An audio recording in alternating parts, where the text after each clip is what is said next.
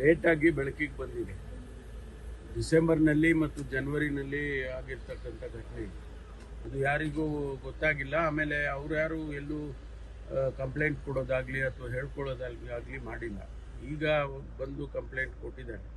ಇಮಿಡಿಯೇಟಾಗಿ ಅವರು 5 ಜನರನ್ನು ಕೂಡ ಅರೆಸ್ಟ್ ಮಾಡಿದ್ದಾರೆ. ಮುಂದಿನ ಕ್ರಮ ಕಾನೂನಿನ ಪ್ರಕಾರ ಏನು ಕ್ರಮ ತಗೋಬೇಕು ಪಾಕ್ಸೋನಲ್ಲಿ ಬಂದರೆ ಅದನ್ನು ಕಮಿಷನರು ಅಥವಾ SP ತಗೊಳ್ತಾರೆ.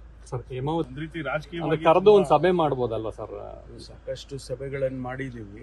DCM ಅವರು ಮಾಡಿದ್ದಾರೆ. ಇದು ತಾಂತ್ರಿಕವಾಗಿ ನಾವು ಸಮಿತಿ ಮಾಡಿ ಸಮಿತಿಯಿಂದ ವರದಿ ತರಿಸ್ಕೊಂಡು ಆನಂತರ ಕ್ರಮ ಮಾಡ್ತೀವಿ ಅಂತ ಹೇಳಿತ್ತು.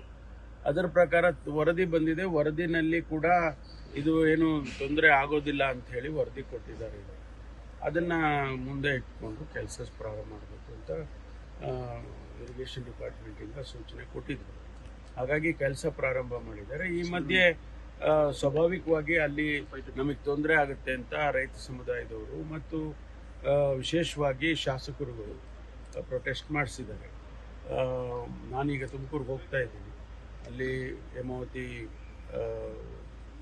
ಅಧಿಕಾರಿಗಳನ್ನು ಕರೆದು ನಾನು ಚರ್ಚೆ ಮಾಡಿ ಅದನ್ನು ಸರ್ಕಾರಕ್ಕೆ ತಿಳಿಸ್ತೇನೆ. ತುಮಕೂರಲ್ಲಿ ಸ್ವಾಮೀಜಿಗಳ ಮೇಲೆ ಹಾಲು ಮತ್ತೆ ತರಕಾರಿ ಅದನ್ನ ಮಾಗಡಿಯಲ್ಲಿ ಮಾರಾಟ ಮಾಡೋದಕ್ಕೆ ಬಿಡಲ್ಲ ಅಂತ ಹೇಳಿ ಬಾಲಕೃಷ್ಣ ಹೇಳಿದ್ದಾರೆ.